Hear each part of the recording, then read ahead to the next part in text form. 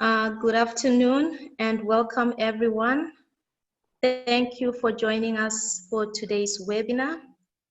My name is Gertrude Mhlanga. I'm your facilitator.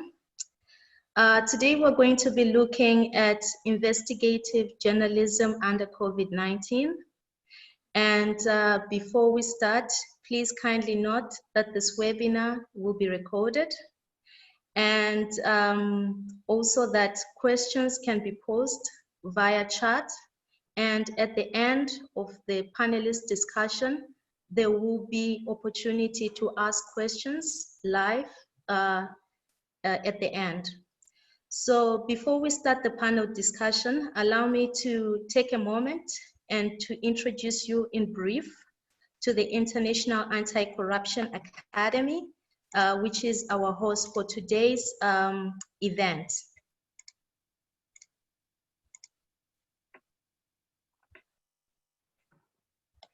So I will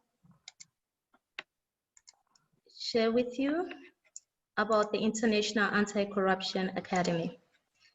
So who is the International Anti-Corruption Academy? It is an intergovernmental organization and post-secondary education institution in anti-corruption and compliance. It was established on 8 March 2011, and the Academy has a constituency of 80 parties, comprising 76 UN member states and 4 international organizations as of August 2020.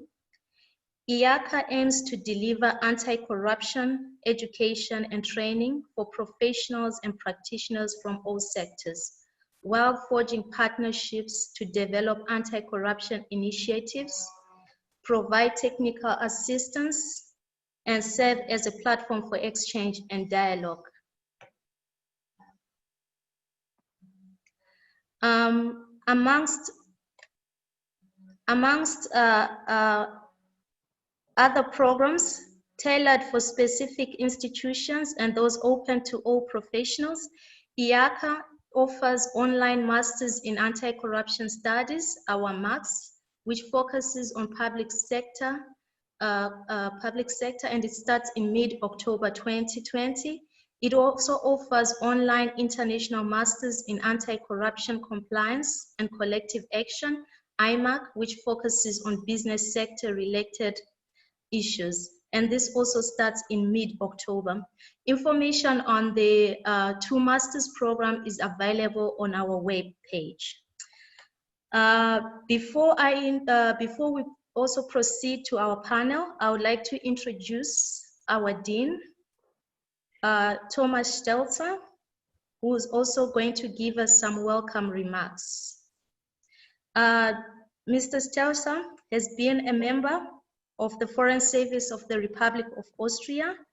He has served as permanent representative of Austria to the United Nations Office in Vienna, the International Atomic Agency, the United Nations Industrial Development Organization, the Comprehensive Nuclear Test Ban Treaty Organization, and most recently as Ambassador to Portugal.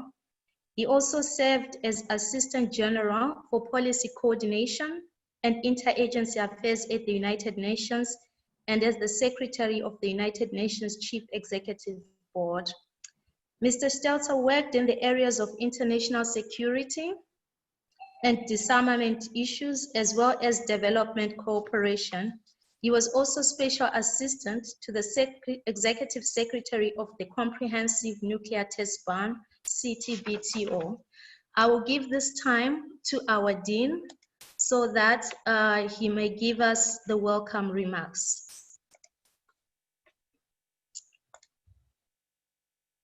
Dean, the floor is yours.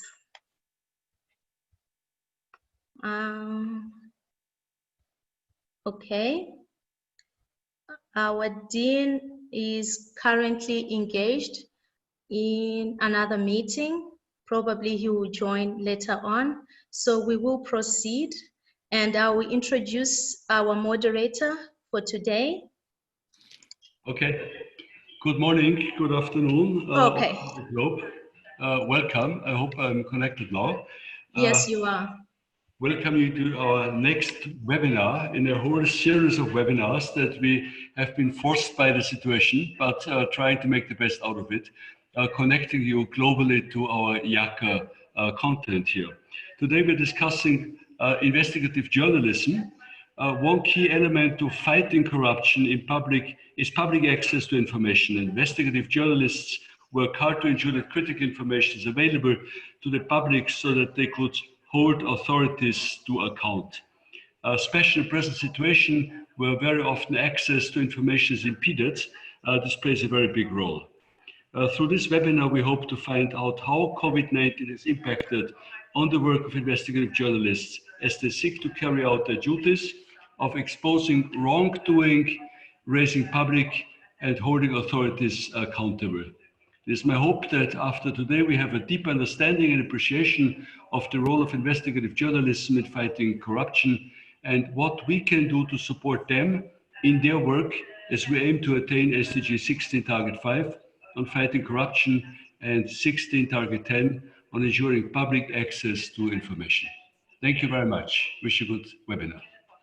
Thank you, Dean. So we will proceed now to our panel discussion, and it is my pleasure to introduce Mr. Anthony Mills. He is a frequent speaker with us at IACA.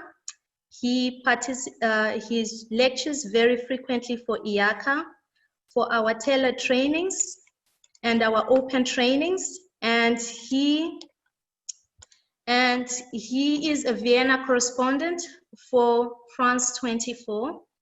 He is a university lecturer and communications consultant for clients such as the United Nations and Council for Europe.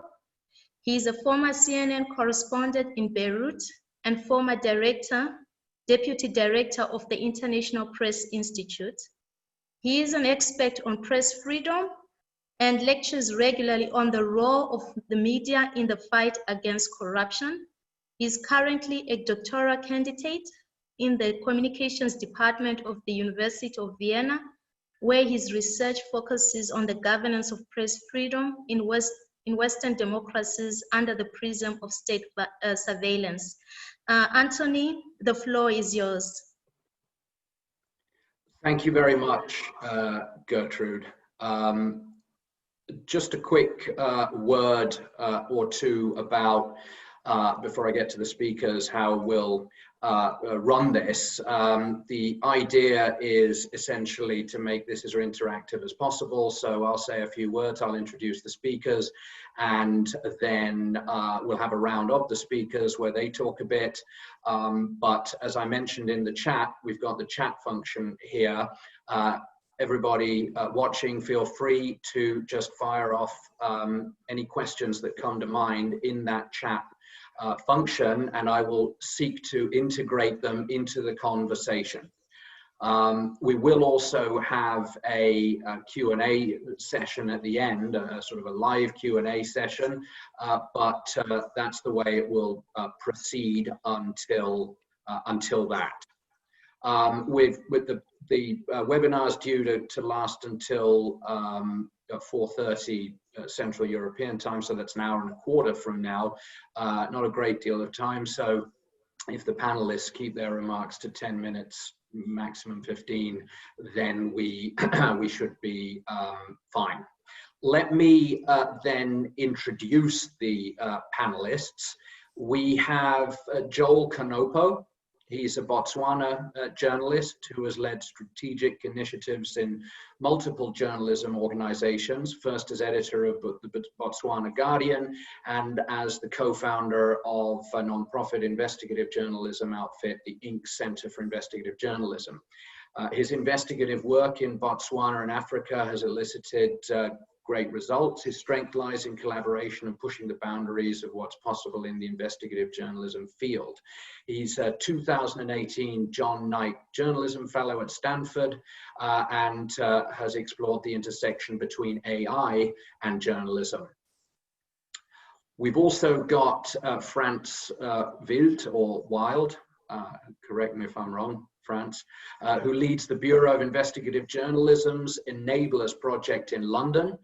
He spent 13 years as a reporter for Bloomberg, covering everything from politics to economics and mining in West, Central, and Southern Africa, as well as in London. He's led investigations into grand corruption, fraud, insider trading, and everything in between. His subjects have included giant commodity corporations, New York hedge funds, and a string of colorful billionaires. A lot of billionaires tend to be colorful. He's won several prizes for his work, including the British Journalism Awards, and he was a Gerald Loeb Award finalist. Authorities in the UK, the US, and elsewhere have opened criminal investigations into some of his subjects after his articles were published. And we're joined by Ernest Sagaga. He's the head of human rights and safety at the International Federation of Journalists in Brussels. He served as the first official spokesperson of the International Criminal Court in The Hague, and before that worked as a journalist for the BBC in London. He holds a law degree, a master's degree in international and diplomatic studies, and a postgraduate diploma in international practice of human rights. Finally, not here yet, she may be joining us, but she's been caught up in a major deadline, is Khadija Sharife, based in South Africa. She's an award-winning investigative journalist and senior editor for Africa at OCCRP. Her focus is illicit financial flows, natural resources, and political economy. She's the former director of Plateforme de Protection des Lanceurs d'Alerte en Afrique and is a board member of Finance Uncovered. She's worked with forums including the Pan-African Parliament, the African Union, the OECD, and UNEP, and she's the author of Taxes If You Can, Africa, among other works. As I said, she may be joining us. Let's hope she does. But in the meantime, welcome all to this webinar. Don't forget the chat function for your questions. And let's start it off with you, Joel. The floor is yours. Thank you. Thanks a lot, Anthony. And hi, everyone. And the great thing is that we have got this similar time. There's no time difference between us here and Austria. So I'm with you when it comes to the time. The issue around investigating the pandemic, really, I'm going to give you a sort of analysis of how this story, which I call the story of the decade, really, how has investigative journalism really tried to find a corner where they can really find ways that they can help using journalism to expose corruption. One encouraging signal for journalists, despite the health risk involved in covering pandemics, especially deadly pandemics like Ebola and COVID-19, is that it is a signal for journalists. COVID has triggered a revival in quality journalism in the continent, and also I think around the whole world, whereby the quality and the volume of investigative stories has totally increased. And we think that's a good thing. Most of the media online, they have been able to really, we've seen a lot of clicks and seen a lot of conversations around the stories on the COVID-19. But then covering corruption in Southern Africa mostly, and I'll speak for most of the Southern African countries. We've seen problems whereby the countries do not have access to information law. And those that do, like Zimbabwe, it is not practical to enforce it because politicians really find it hard to be held accountable. So that is where journalists really find themselves struggling to dig information when they are not supported with the laws that help them reach out to information. And just to share with you the issues around what areas where journalists find it very difficult to continue doing investigation during the pandemic is that from my personal experience, dealing with scarce official data is problematic in Botswana, and I think in the region. Reliability of data, and also the suppression of data, especially the one dealing with infections and death. It's very difficult to get the right information on death and on infections. So normally journalists have to deal with seeking proxies and seeking other sources of information that can help them try to get an estimation of the true stories that they are dealing with. So the pandemic has assisted politicians, like in my country, where they take advantage of the state of emergency, which was started in April, and it will end of this month. What it means is that the president decides alone during the state of emergency, and we see a lot of diversion of projects, that some of them that were supposed to be earmarked, like water projects, now it appears the money that was earmarked for water projects is taken to PPEs, and then the challenge that you see is the fact that there are no tendering. They are the direct appointments. You notice there are many cases that we've done in Botswana in which, when there is an advantage by the government, they take advantage and the projects are diverted to friends and family members. We are doing a story in which the president's sister was given a tender during COVID because the organization that does a lot of tendering, the tendering authority or tendering board, is not effective now, it's not active. And then they take advantage and really pass on the tenders to their colleagues. And you know, that is where the biggest problem is, where you find that the president also participates in some of the deals. And for investigative journalism, where there's no information that you can help you get to the bottom of the matter, it's always a challenge. But we always ensure that we work with the goodwill of the civil servants who notice that there are problems within the government, and then they reach out. When we try to talk to them, we find that there are people who are willing to share personal information off record about things that are happening within the government.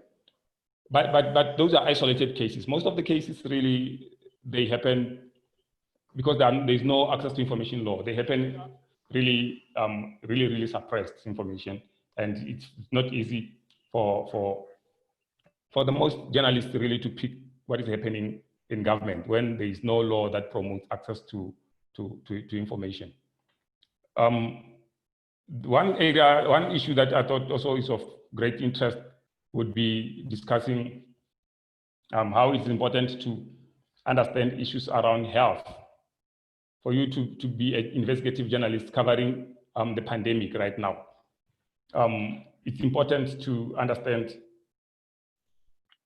the issues around the response about public health, because issues around health are really important. So they need to be treated with due care. So we sit down with off record, mostly with experts who really explain to us what are the areas that we should look into as investigative journalists. And then you find that you are better resourced or better informed when you reach out to the officials and to have a general conversation with them, really, on issues that, you know, they ordinarily wouldn't want to share. If you are now informed better, you are able to ask really relevant questions. And there's a question of what are the threats that the investigative journalists now and beyond COVID really, as we go forward. For me, the biggest threat has been really, while you need to harvest social media and take advantage of it because it's spontaneous, it really helps us get information at the right time, at the right speed. There's a challenge around fake news, really. There's a big challenge there in which people are rushing to really try to be the first to publish and investigative journalists, because we take a bit of time, it presents a challenge sometimes of trying to really compete with the fake news, the social media, and trying also to balance that with trying to reduce disinformation. So you take too long to publish because you need to be sure, because you take this very serious, it is important. But at the same time, news on social media travels so fast, especially on Twitter and Facebook.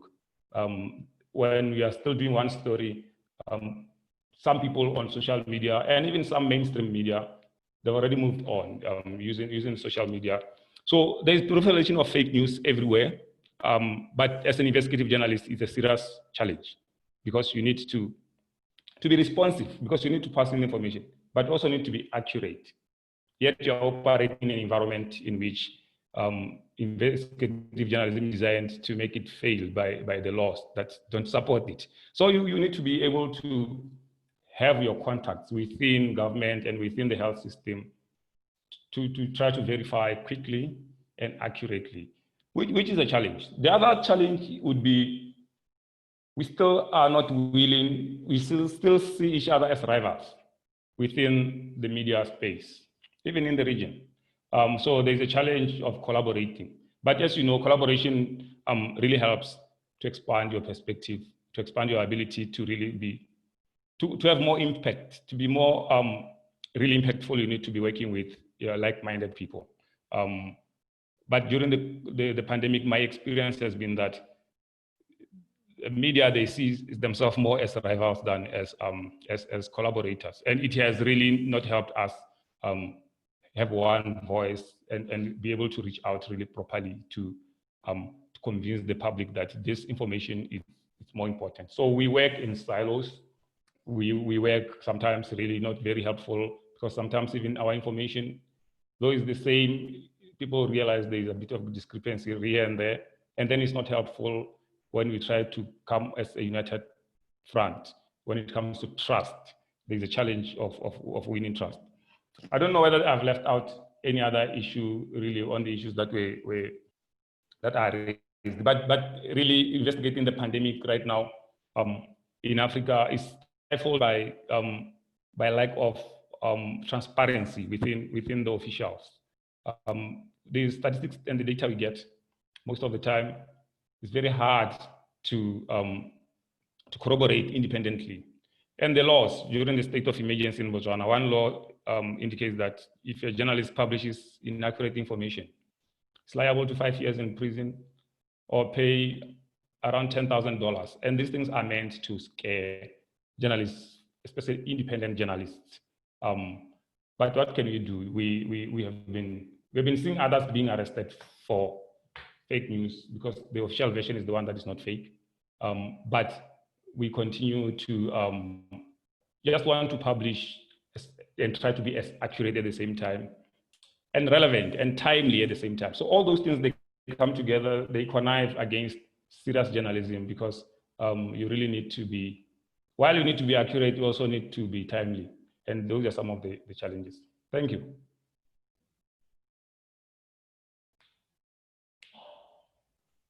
Thanks very much. I think that what we see there is a combination of various challenges. As you know, obviously this webinar is being held under the umbrella theme of COVID-19. What are the challenges that this has thrown up for investigative journalism, from as simple as how do you meet a source in a situation like this, to as you say, how do you get round the abuse, the possible political abuse of a state of emergency, to be able to report factually on corruption scandals involving Corona? And you've mentioned a couple of examples of the challenges, and that they lead into, of course, discussion of broader challenges to investigative journalism that apply across the board, even outside of a situation like Corona. Misuse of so-called states of emergency, misuse of national security laws, misuse of so-called fake news laws, where everything that is not wanted reported by a government is branded fake news, and journalists face prison terms and other sanctions.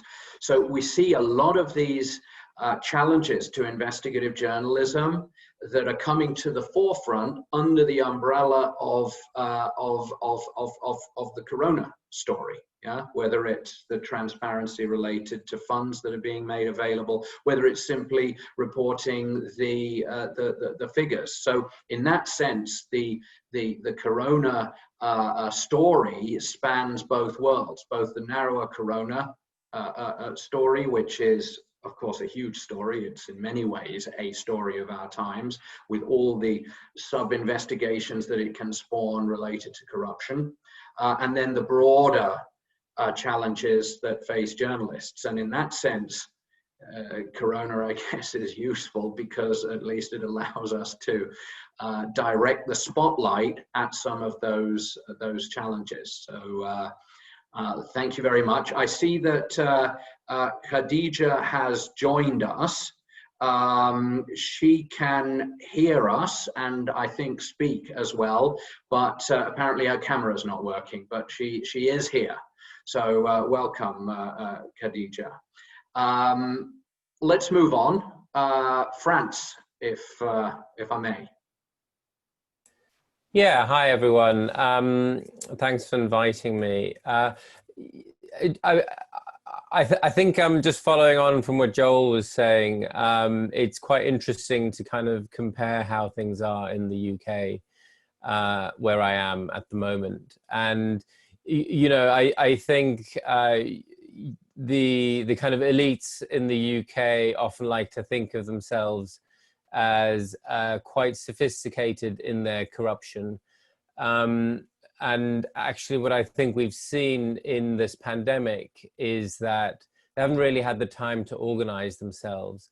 So what we've seen is, you know, in terms of the large contracts and large funding measures that have been issued by the government in response to the pandemic, you have a lot of elite sort of power brokers, people very close to government, benefiting from enormous contracts in a way that I don't think is necessarily new to the UK, but maybe in the way that it's being done, they just haven't had the time to kind of conceal their fingerprints as well. And I think overall the press has been very good at covering that. I think there's a lot more to come out. And it'll be interesting to see to what extent that is, that there is any kind of enforcement of any of that. I have to say there's been very little, and you know, nobody's resigned, nobody's stepped down. You know, these are kind of things that you used to take for granted in a place like the UK, that when there's a scandal in the paper, there's an immediate repercussion, and that's certainly changed. It's in terms of the question of investigative journalism, I think it's been very difficult to kind of follow this in real time. But I do think collectively the media have been quite good in this instance on that point in exposing this kind of high-level corruption. I'm just going to share a couple of stories which we did at the Bureau of Investigative Journalism, and they have more global angles. And I think these are kind of quite good examples of global stories that you can do that relate to how the pandemic is spurring transnational companies to take advantage of the situation and are trying to kind of profiteer and cash in on other people's misfortune. I would encourage everyone to read them. And I think even just from a sort of journalism perspective, I think these are very good ideas in terms of what the kinds of stories you can be doing.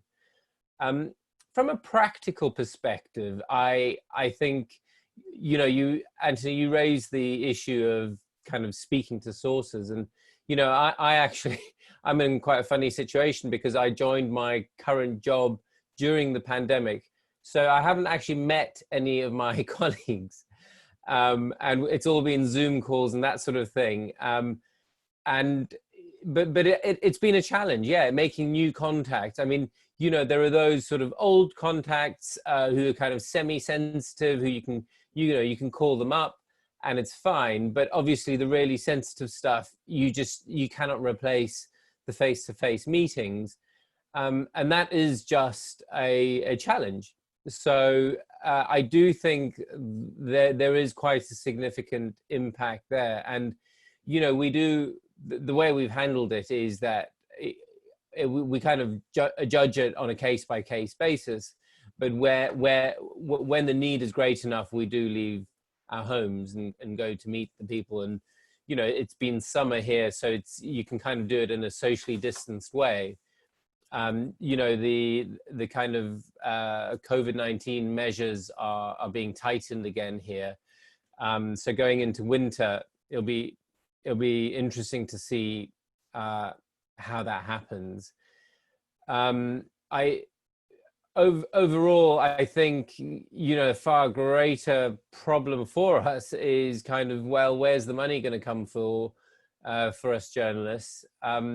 You know, obviously, the Bureau of Investigative Journalism is a non-profit. We rely entirely on donors, and so our funding model is very stable. But obviously, ultimately, if the economy struggles, you know, we've already seen quite a few organizations either make people redundant or close whole sections of their news organization. So that's not really great news. And I think journalists in general are going to have to kind of hold their breath for an extended period of time because, you know, collapses quite quickly. It'll take a lot longer to rebuild that. Yeah, for me, that's kind of, to be honest, the biggest worry at the moment.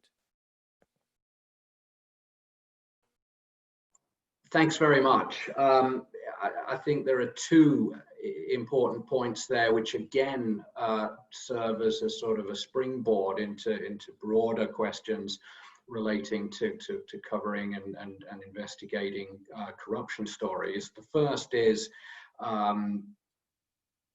access, ultimately. Of course, we all hope and anticipate that these kind of lockdowns will one day become a thing of the past, but I think they've highlighted how as advanced as data analysis techniques are, and as useful as they are, and the software advances and so on and so forth that have made it possible to analyze vast amounts of data and the ease with which data can be transferred.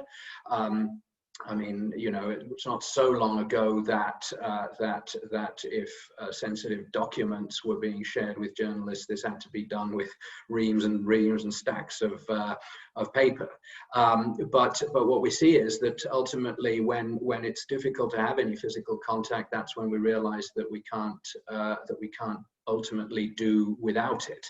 And the second point is, I think, funding. You know, journalism in general and investigative journalism in particular can't be done if there's no one to pay journalists a decent wage, a living wage, and if the various entities, whether they're traditional media outlets, whether they are newer forms of media outlets, of investigative media platforms, or whether they are not-for-profits like the Investigative Bureau, they all depend on funding, and a crisis like the corona crisis, which ultimately has massive economic repercussions as well, not just in terms of the lack of transparency and the misappropriation of funds and so on and so forth, but just more broadly in the advertising sector, in people's ability and willingness to donate to the organizations that make investigative journalism possible. I think that highlights that question as well. So thank you for those two important points. Before I get to you, Ernest, we have a comment here from Anthony Kamba, who says, I totally agree with you, Joel. In the case of South Sudan, some journalists have been locked in between fending for their extended families with funds from a publicly perceived corrupt persons and telling the story, including funds meant for the fight against the coronavirus. So I think that's an interesting point there, which is that you have situations in which journalists are dependent on support, help from governments that they may be investigating, or from people and entities whom they may be investigating, and yet at the same time they're dependent on support from those entities in the context of corona, which of course can be a life and death matter for them and their extended families. So you've got a potential conflict of interest there, which on the face of it is very difficult to circumvent. And of course, conflict of interest is the one of the major things that investigative journalists want to be avoiding. So I think Anthony Kamba, if you can hear us, that's a very good point. Ernest, over to you. Okay, thank you very much, Anthony, and good afternoon, everyone. Thank you for your invitation. I believe a lot has been said, and most of which will be familiar to all of us who have been journalists. But I wonder if I can take a minute or so to really put it in the context. First, in the context of journalism at large, and also in particular in the context of the investigative journalism. Now, journalism is always about really mainly three things. First, as Joe and others mentioned, the accuracy, getting the facts right. And secondly, being able to verify impartially, independently what you're about to publish. And then of course, getting the context of whatever subject matter you're reporting on. And that is always, you can always do it well, using public open sources. You can go to cover an event, you can go do an interview with somebody, you can look for testimony, you can really back up your story in an ordinary time. Unfortunately, when you come to investigative journalism, then you're looking for things that people want to be hidden. They do not want to keep them open. And therefore, you need access, as has been mentioned. You need to ensure your security while you're doing your business. And it's always hard, even in, let's say, ordinary times, but it's even harder during crisis situations like what we are living through now. My friend, former BBC staffer, used to tell me that he was talking about the pandemic, the Ebola pandemic that is, when he was saying, listen, it's easy to run away from a conflict, an armed conflict. You can actually run away and hide somewhere. You can't run away from this pandemic. And that was Ebola. And now we know that for the coronavirus, it's even worse. You can catch it yourself, and you can come back home and actually contaminate your family members. That's something which we always have to bear in mind when we talk about journalism and corona covering. And therefore, what we have always said from the International Federation of Journalists, we are the largest organization of journalists in the world, and we always cater for our members. So at the beginning of this crisis, we found it really useful and actually imperative to put out some safety guidance to all journalists. We were able to team up with the Reuters Foundation, Thomson Foundation, to design, develop an online course, which has been very popular. It's been now translated in several languages, about 4 or 5 international languages. There is demand for also translations in some vernacular languages around the world. But the reason why it was become popular, I think, was precisely what my friend was saying, that journalists worry about, first of all, themselves, secondly, about their families, and thirdly, about the people they come into contact with. And so that course is now available for anyone who may be interested in it. I understand it can take up to maybe 10 minutes. And at the end of it, you can actually pace yourself. You can take as fast or as slow as you like. But let's look at the threats, because people mention threats, and I think they are right. Joe mentioned access. Now, access is, as I said, is the key. Nowadays, he mentioned the situation in Southern Africa, but there have been restrictions put on journalists across the globe. If you look at Europe, for instance, if you look at Hungary, Poland, they have actually enacted laws which prevent journalists from covering a certain aspects of the crisis. And if you publish something on it, you are liable for penalty, including prison. And that has really been has had a chilling effect on journalists in some countries. As Joe mentioned, of course, access, if there is no access to information in countries, then you are less likely to be able to gather the information you need and be able to contrast it with your own facts and publish a story which is verifiable and which is reliable. There has been, I think it's France who talked about funding. Now, funding is really important. And again, we try to do something about it. We did 2 things which I want to share with you now. The first was to conduct a survey among our members. We have had actually a very good response to our survey. We just simply wanted to find out how our colleagues were faring in this situation. Many came back with their own situations. Some, of course, have lost a lot of income, especially freelance journalists. They were not able to get commission for stories. But also there have been what the Americans call furlough. That means sending staff members away, and either not paying them or paying them less than what they are normally paid.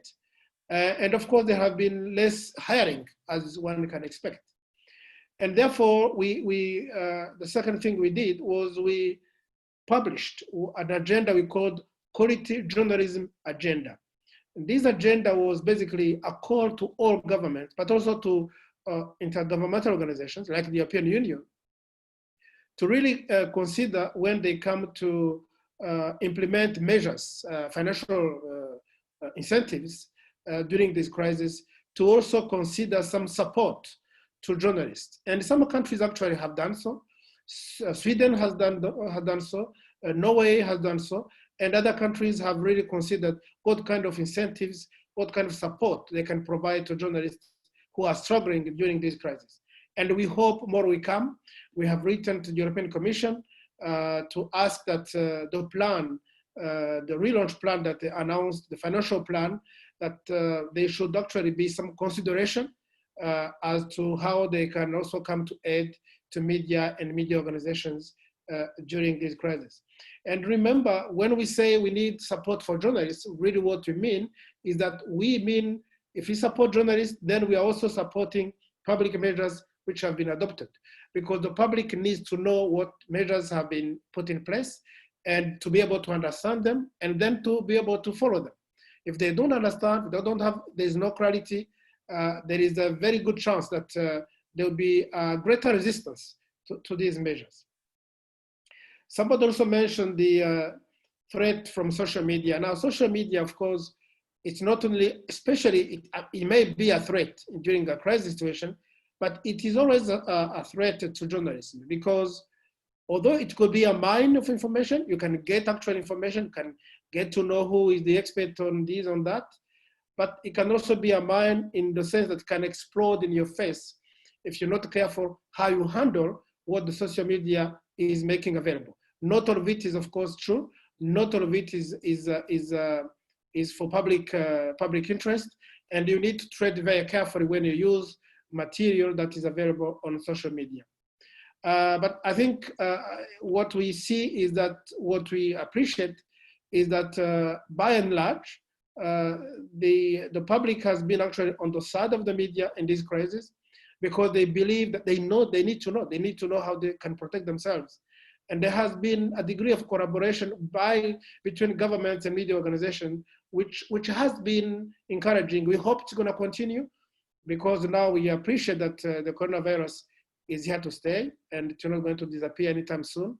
And we look forward to those in power, governments, international organizations, organizations that your organization, what you do by organizing this webinar is also important, because it participates in the campaign for a public discourse, a public debate, which is inclusive, which not only concerns journalists, but also other interested people. And we look forward to supporting it in any way we can.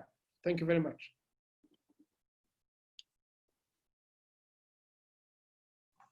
Thanks a lot, Ernest. Another couple of important points there. Of course, you're coming at it from the angle of an international journalists association, and of course you deal a lot with overarching threats to journalism. And you raise, I think, another very important point, which is that no matter what specific story you're reporting on in the context of COVID, no matter which corruption angle you're pursuing, you need to consider your own safety. And of course, yet again, that is a springboard into another of the most significant challenges facing journalists who cover corruption, especially in certain parts of the world, which is actual physical safety. You know, ranging from being physically attacked to the ultimate form of silencing, which is, of course, being killed. And that's a threat that just doesn't go away, but is magnified in terms of how significant it is in the context of this crisis, but also more specific to Corona, as you say. You know, how do you pursue a story related to corruption involving Corona and make sure that you are keeping yourself and people close to you and your colleagues and so on and so forth safe? And what is an acceptable level of risk relative to the importance of the story that you're trying to tell? So yes, the issue of safety has come to the forefront again. It was an issue, I think you mentioned Ebola, was also a safety issue there.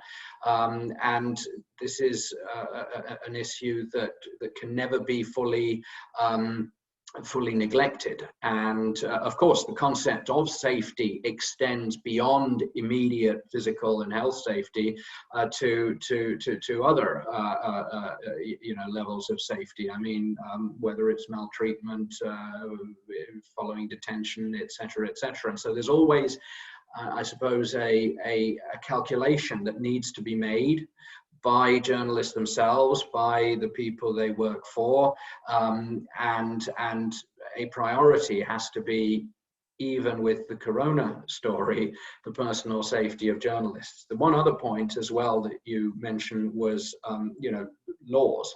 Yeah, and I think you were talking about Hungary and other European countries as well.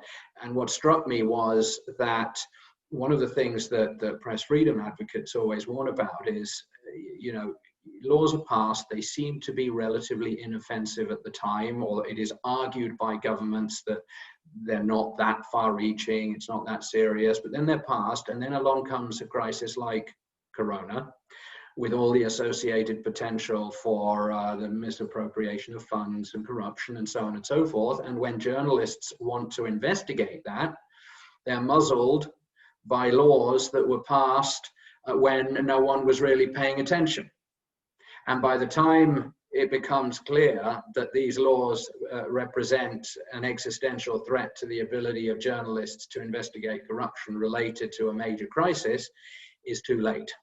So that's an important point as well. And I had a quick look France, into one of the articles there. I wasn't able to read the whole thing, but I think one of what struck me in reading the one about the lack of oxygen leaves COVID-19 patients in Africa gasping for air, I think was in the context of Corona, you have entities that are providing services, and you know, whether it's life-saving equipment and medical care, or whether it's the pharma companies. And I was reading recently that there was a lot of criticism of at least mainstream journalism for being far too accepting of what is effectively PR about supposed advances in the search for a vaccine. And I think that's one other point that's certainly, with regard to mainstream media, important, but the media in general, which is especially at a time of crisis that is so emotive, like Corona, which is everywhere and nowhere, which is this invisible threat, which affects colleagues, people who are close to journalists, and so on and so forth. It can be easy, I suppose, to take the PR of some of these companies at face value, and that's something to be aware of as well. Okay, let's see if Khadija can hear us. Can you hear us, Khadija? Yes, I can, and a very important accent you have, Anthony.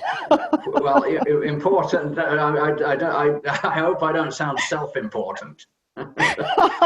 No. But good to have you with us. I'm glad you could make it. The floor is yours.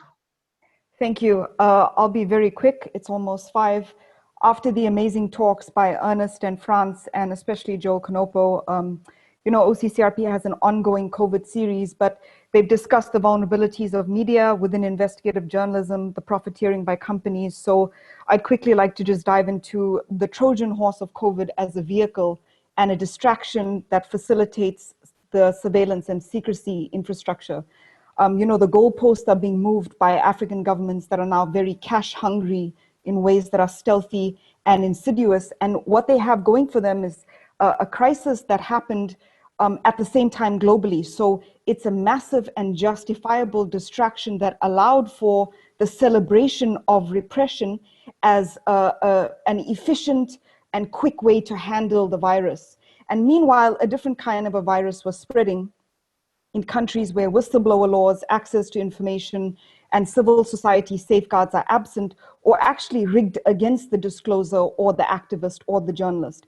We know in Botswana, which is considered one of the nicer countries and which doesn't often receive a lot of global attention, people like Joel, who's a very prominent journalist, can be jailed, as he said, or prosecuted for malicious or inaccurate reporting. Section 47 of Botswana's penal code is archaic. It allows for the president, with his own exclusive discretion, to prohibit a publication or an article. You know, if you disclose as a whistleblower, your details will be logged within the regime, and the whistleblower has no immunity from prosecution if the government or a powerful person within the government deems that information incorrect, inaccurate, or malicious. So the most vulnerable person in many African countries is considered the enemy by the government, which has all the power and which has deepened and broadened and expanded that surveillance and secrecy infrastructure. So that's what COVID basically allowed to happen in these countries, locking people up or even locking them down and turning entire societies into sitting ducks through laws that were abused or which were quietly changed. In South Africa, my country, the state arms exporter Denel, in May 2019, this year, removed the role of inspectors as the safeguards in end user certificates for arms export. So until this year, even though Denel, the state arms company, was in a financial deficit, they were able to hold down the fort and say, we don't want diversion of arms to countries like Sudan and Libya, which the big buyers like Saudi Arabia and the UAE and Iran were often trying to do backdoor.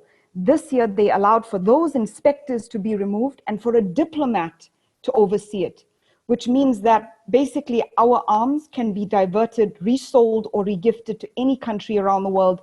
And South Africa has just given them the red flag to do that. But if we want to look specifically into COVID, you know, in February, China had 2 protective equipment factories. By June, they repurposed it to over 50 factories using coerced labor to mass produce it.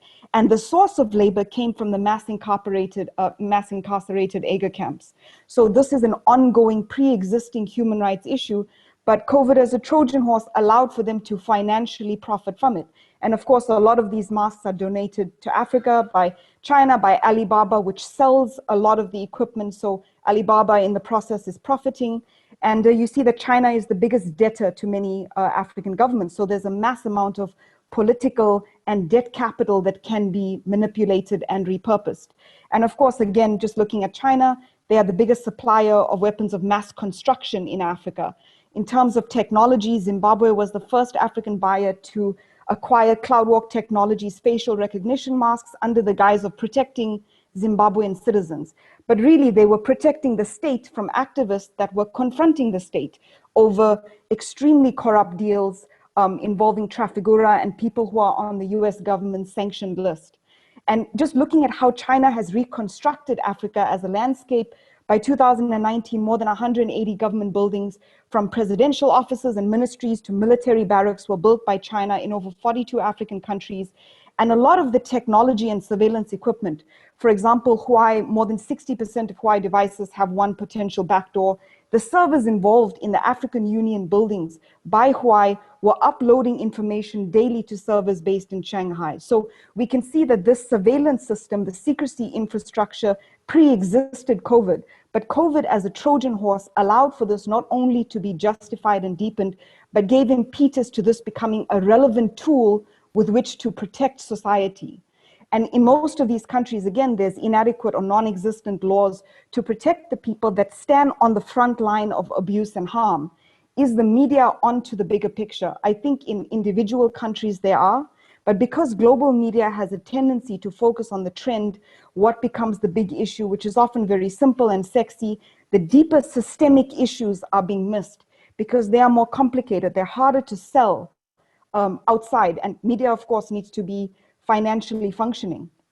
So without picking on China, Russia is doing the same thing. Many other countries are doing the same thing. The question is, has COVID, the virus, provided a distraction from COVID, the vehicle, that has allowed for the stealthy and insidious undermining of our governance and legislation? And we can see in many, many African countries, from Tanzania to South Africa to Rwanda and Angola, it actually has, because the world is becoming smaller. Information is being locked up more, and repression and even imprisonment is actually justified as a tool to protect society. So every 100 years, there's a pandemic, a virus, right? The Spanish flu in 1918. And politicians always deal with it in much the same way. But now the stakes are higher, and there's more people on the line, and citizens are, we can say, sitting ducks in the most vulnerable situations ever. Thank you.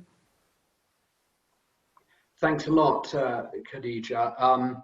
I'm not seeing any questions or comments in either of the chats, so I'm going to throw back a question to you, Khadija, and then I suggest that we open it to see if there are any questions that want to, that people want to pose live, as it were, and if there are, we'll have some of the panelists answer them. If not, we'll proceed from there. But just the one point I wanted to make, Khadija, is you were talking about Corona, the Corona crisis as in essence, for many regimes and individuals, constituting a celebration of repression.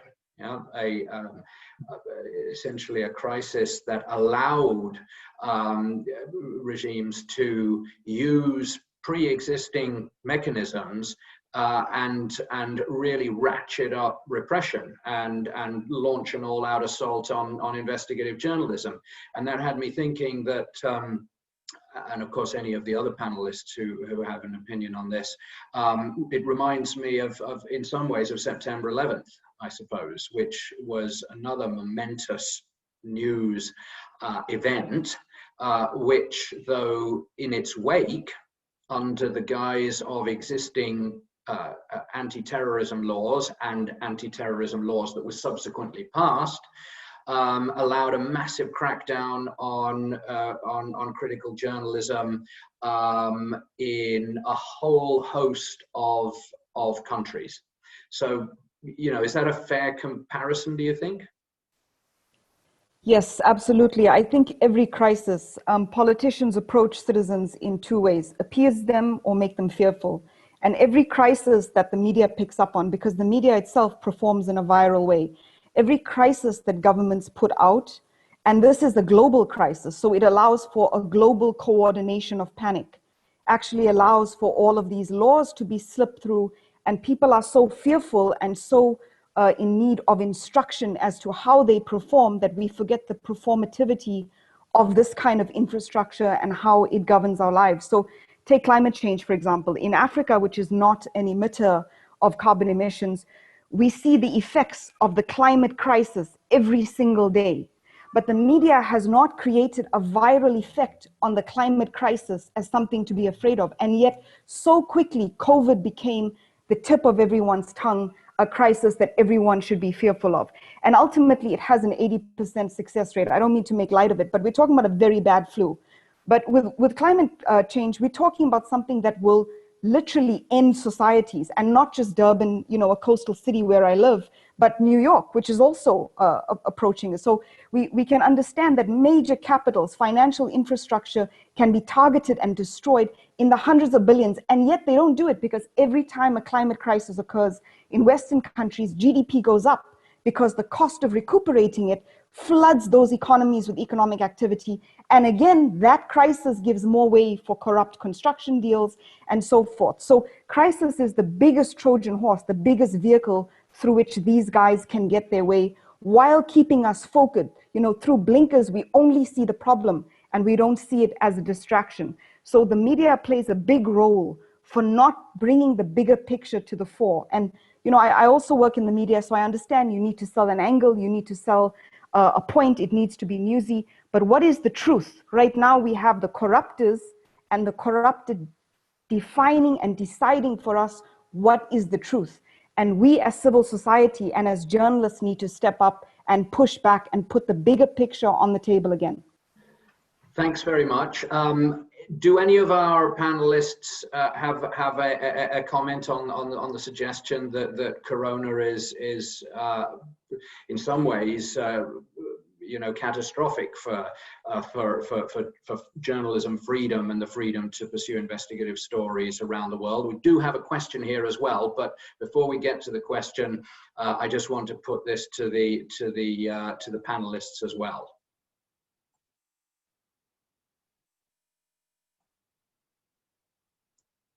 Yeah, Ernest here, I can jump in maybe. Yes, I'm afraid that there was a talk a few years ago, that's right, in Britain. There was a talk among political advisors that whenever there was a crisis, some of them thought that that were probably good days to bury bad stories. And I know one or two political advisors paid a price for it. But the thing is, as a matter of fact, politicians are always trying to find opportunities to evade accountability. And there is nothing better for them than a crisis, especially a safety crisis, where they can very quickly portray it as of course, a life or death matter for the citizens, and therefore everything else can be accessory. There is no need to provide access. There is no need to justify. There is no need to be accountable. And I think they do that because they know the public, as Khadija was saying, everybody will be afraid about what may happen to them and their family anytime during that crisis. But the job of a journalist, and now that you're talking about investigative journalism, it has always been, one may say, a slow process because it takes a while to get information. It actually takes resources, which are not always available. So it takes a while for it to provide the results. But what really matters now is that we stay on the job, we continue looking for what we need, and whenever we're ready, whether it is tomorrow or after tomorrow, we are able to publish something which is reliable. so that politicians, even if they can avoid accountability today, they may know that there will be some reckoning in days and months to come. Thanks a lot. Yes, I want to add quickly and say I agree totally with Khadija and the last speaker that normally pandemics are just gifts to politicians really, because it's an opportunity that they've been waiting for this time without anyone refusing what they want to do. It's an opportunity to suppress freedoms. If you take the case of Botswana right now, we are under state of emergency. But if you look at the statistics, we've got one of the fewer deaths, we've got the less cases of infection. We've got actually effective contact tracing, but they want to extend the state of emergency. They spent around close to $1 billion, but it's very difficult to even account for half of it. You ask yourself, why is the urgency to extend the state of emergency when really it's not like the pandemic is at a level, is that not even anything close to South Africa or even most of the neighbors? But the answer is simple, that it's an opportunity really to crack down on freedoms and anyone else, especially the opposition and the media, so that it works for them. And that's how we see it. Thanks a lot. Let me put this question to you. I don't see a name on it, but regardless. Hello, and thank you for the useful webinar. I'd like to confirm that the pandemic under COVID-19 has influenced journalism in Central Asia, as well as around the world negatively. Our journalists had many obstacles, not only in investigative journalism, but also in everyday activities. Journalists have complained about the lack of access to information, access to correct data, propaganda, and opacity of budget expenditure in this time, and difficulties with moving across countries and regions for journalists and so on. A few journalists and bloggers have been arrested and accused of criminal offenses. And now the question, how can cooperation between international organizations and civil society strengthen and improve the investigative skills of journalists, especially in countries where the media were not free before the pandemic, and where politicians use COVID-19 for further restrictions for the press and journalists? Maybe I start with you, Frans, since the organization you work for has the word international in it.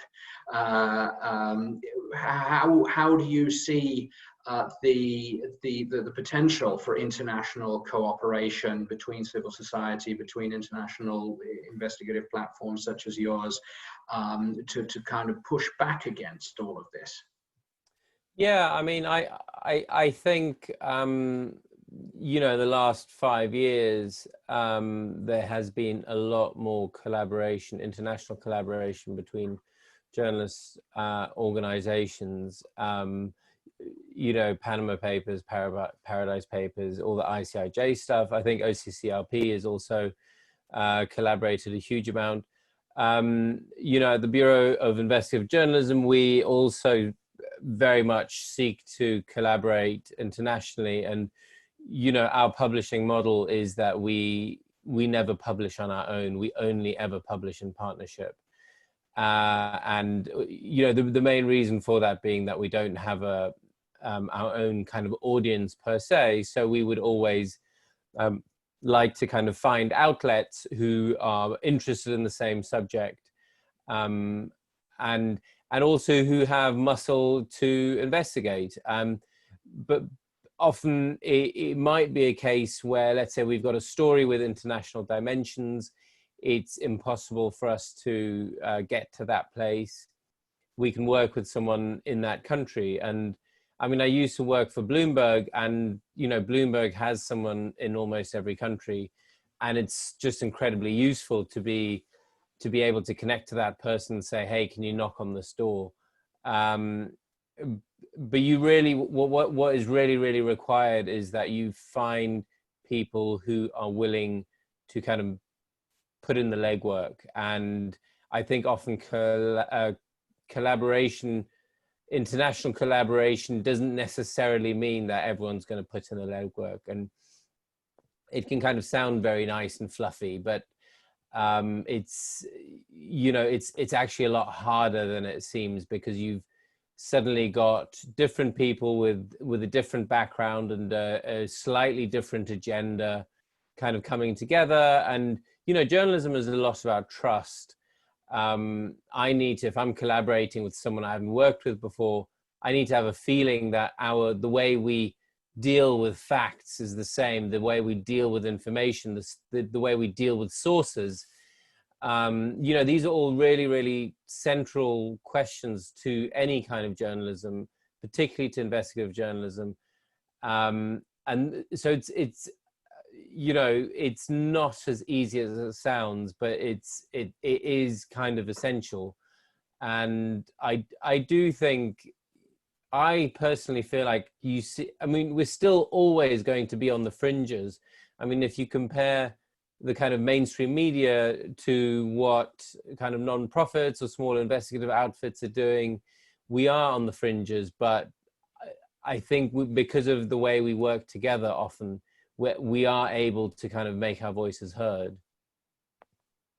I've got an immediate follow-up question for you, if I may. We've heard a lot about social media and you know, the challenge of dealing with well, conspiracy theories and echo chambers and so on and so forth. And obviously this is a problem that has grown with the rise of social media platforms and so on. To what extent do you see that as a threat to the value of the work that you do? And has it got even worse with the COVID crisis? Has the COVID crisis underscored just how bad it is? Or is it bad, but not ultimately a sort of an existential threat to investigative journalism, especially at a time of crisis? I don't think it's a threat to investigative journalism at all. I mean, yeah, it is problematic that eyes are largely focused on social media, but it is a good way to promote investigative journalism stories. And it's obviously a challenge to package things in a way, complicated stories in a way that will reach the right audiences via social media. But ultimately, I think, and social media is deeply connected to this issue, which is that you know, across the world, there's been far less actual accountability and responsiveness by governments, and so you know, the demand for investigative journalism is as great as ever. I don't see social media having significantly dented that demand. I think, yeah, I mean, funding is a huge issue, and I think, as Ernest was saying earlier, it's a question of time, it's a question of resources. It's really not easy to get it done. But I do think there are some organizations that are actually quite deeply committed to making sure good investigative journalism continues. So I'm sort of cautiously optimistic, you know, that we'll be around for a while. Thanks. Let's open it up to the Q&A session. Presumably, if anyone wants to ask a question with audio, now is the time to do it. So, who will start?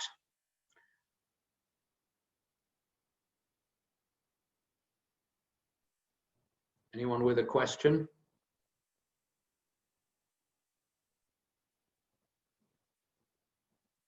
No. Fair enough. If you have any comments or questions that arise, just send them, as I've said, in the chat function or in the Q&A function. We've got about, well, just more than 10 minutes left. So I think what I'm going to do is just do another quick round of the panelists, a couple of minutes each. You know, your closing thoughts on what we've discussed today. There's been quite a number of issues, everything from the challenge of funding for investigative stories on a major crisis, which in almost a catch-22 situation is undermining the ability of investigative journalism to fund itself, all the way to repressive laws being given new powers under states of emergency, to the challenge of accurate reporting and accurate sourcing when you're in virtual or practical lockdown. So a lot of ground covered there, and I think it links in as well, as I've said, to a number of the more generic challenges that investigative journalists reporting on corruption face around the world, from of course immediate threats to their safety coming from the bad actors, as it were, threats to their physical safety, the danger of being arrested, the danger of falling foul of various laws, criminal defamation suits, wrongfully used, you name it, and to personal safety issues related to corona. You know, how do I look after my health as a journalist and the health of those closest to me? So a lot of ground there, let's do it in reverse order then, shall we? Khadija, I'll go to you. A couple of minutes each, and for everybody listening, this is your last chance via the Q&A function to fire in a question. Khadija. Thank you. Thank you. I just got a question through the private chat, which asked about fake news. And I know people have spoken about this, but for me, the problem is not fake news. It's the absence of real news, you know, because before, fake news used to be done by PR agencies, and now it's being done by citizen outreach. The problem is, where is the truth to counter all of these little, gaps that are being filled by absolute rubbish? So the focus should be less on what is fake news and more on, can we have more real news? And in order to do that, you know, at OCCRP, we say it takes a network to fight a network. They do a lot of collaboration. But for local investigative units like Joel Konopo's Inc. in Botswana, they are the canaries in the toxic mines, and they need resources. But it's hard for a small local unit to actually raise the amount of money that allows for them to be well-resourced, well-lawyered up, and well-protected.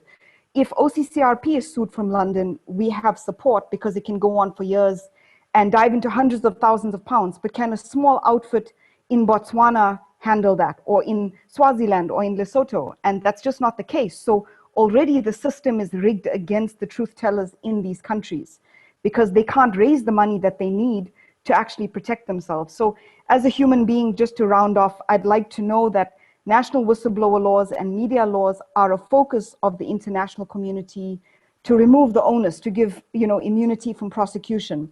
And if this cannot happen at a national level, then there needs to be global privacy laws, global asylum for whistleblowers who have no safe harbor in their own countries, you know, and so forth. Because right now, we know there are many authoritarian and corrupt regimes that are not going to make the country safer. So there needs to be international recourse that allows for these things to happen as a human right, not just as a voluntary act or as something that you can push through the cracks. When we worked with the Whistleblower Center, some countries were willing to give asylum, but these were one-off cases. There was no system in place through which this could routinely happen, only in exceptional circumstances. Thank you. Thank you, Khadija. I just want to take up very, very quickly the point you made about the dangers of being sued. That has emerged as one of the biggest threats to investigative journalism. I think it's particularly prominent. France, I'll come to you next, even though this isn't an exact reverse order, but I think London is known to be a centre of so-called libel tourism.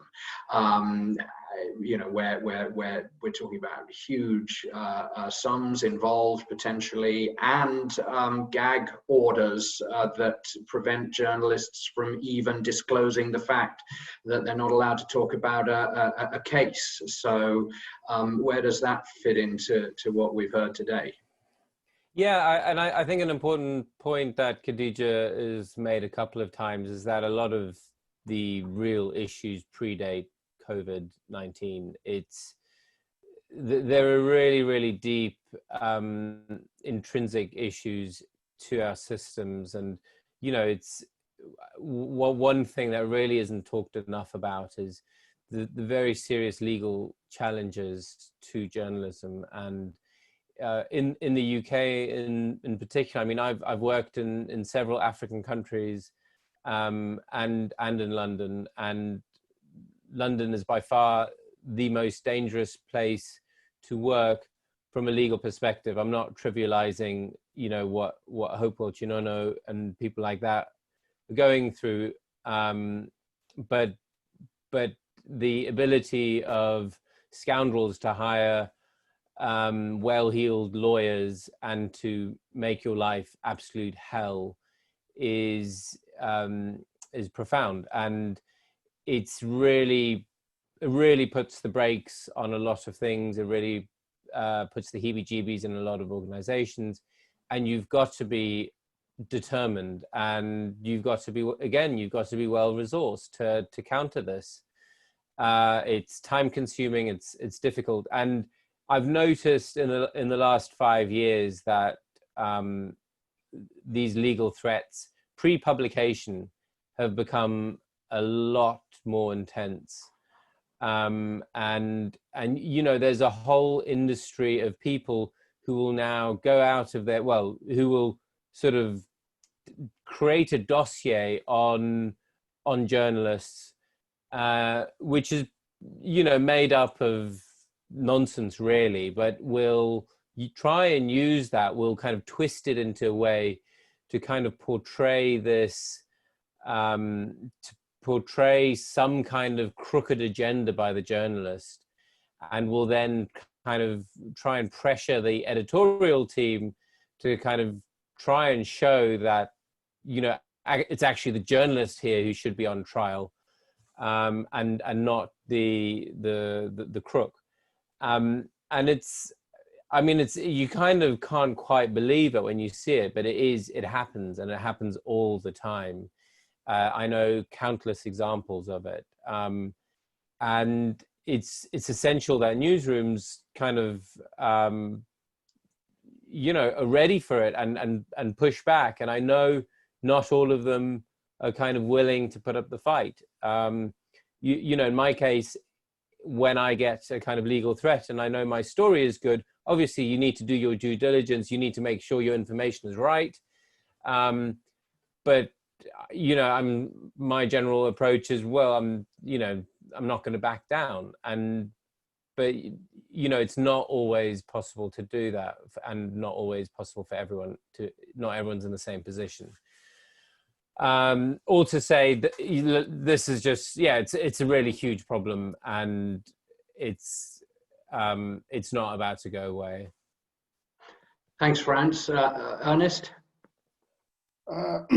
Maybe just to go back to the question about the role of international organizations and civil society organizations in promoting press freedom. I believe that's a very key, actually, to ensuring that journalists are better protected. There was a journalist, an American journalist, who once said something I do believe to be true. He said that people who want to be free need to free their press. And I believe that is to be really true. And these international organizations provide a platform for advocacy and for ensuring that governments which are reluctant to uphold the press freedom are held to account. And actually, many of them provide legal venues for citizens, including journalists, to hold them to account. So that's something I want to encourage. Thanks a lot. Yeah. Joel?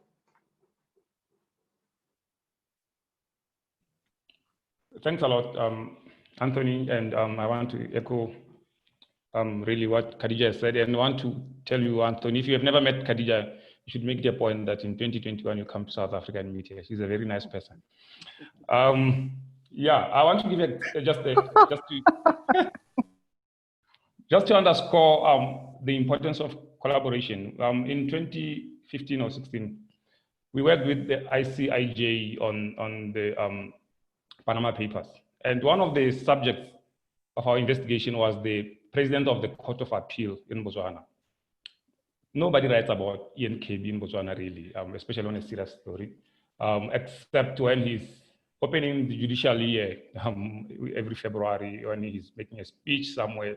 That's it about Kirby. So we wrote about Kirby having assets in Panama. So Kirby threatened to sue, but yeah, it was not easy for Kirby to go sue people in Washington. Not only that, but also because how the story was done, it was almost foolproof. So my point is the power of collaboration really lies in the ability to spread the risks, because we're no longer the small ink center in Botswana.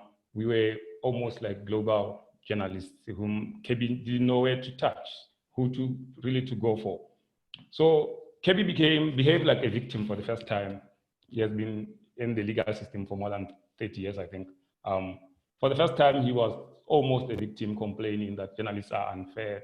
He's known for suing and threatening to sue. So I agree with the colleagues who say journalists need to collaborate because it helps really increase the impact, but most importantly, for small organizations like Inc., it also spreads the risks so that people like Ian Kirby and anyone else who has got more power really find it very difficult to pick on smaller organizations like ours. Thank you. Thanks a lot. And that pretty much brings us to the end of the webinar. Before I close it, or at least return it to Gertrude, I think the point you make there about spreading the risk highlights a major comparison ultimately, and Khadija referred to it as well. When you have at least some resources to be able to push back against these threats, these legal threats and various other threats, it really is a case of sort of strength in numbers, strength in combined resources, and so on. Where it becomes incredibly difficult is if you are a lone freelance journalist looking into a story without institutional backing, without major collaborative backing, and you are essentially on your own. Or at least, you know, you're pushing out there very much alone. And I think that underscores the fact that if we look at the most grave prices paid by journalists who are reporting on corruption, the vast majority of those who are killed, for example, are journalists on the ground in countries, very often with if not always, but very often with very little protection and very little spreading of risk. So that, I think, is a challenge. But let me just say thank you to all our panelists. Thank you as well to everybody who has joined this webinar. I think we covered a lot of ground. It's exactly 4:30 Central European time, and I hand back to you, Gertrude. Thank you very much, Anthony, and thank you so much for the great moderation. And I would also want to thank all our panelists. Thank you, Joel Konopa. Thank you, Franz. Thank you, Khadija. Thank you, Ernst, for making time.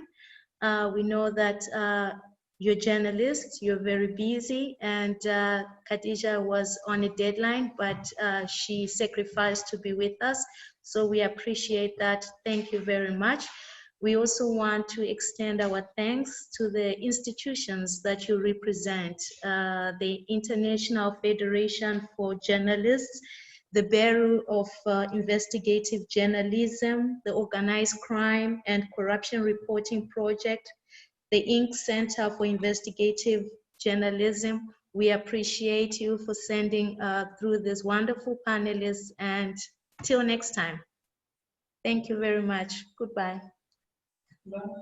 Bye-bye. Bye-bye.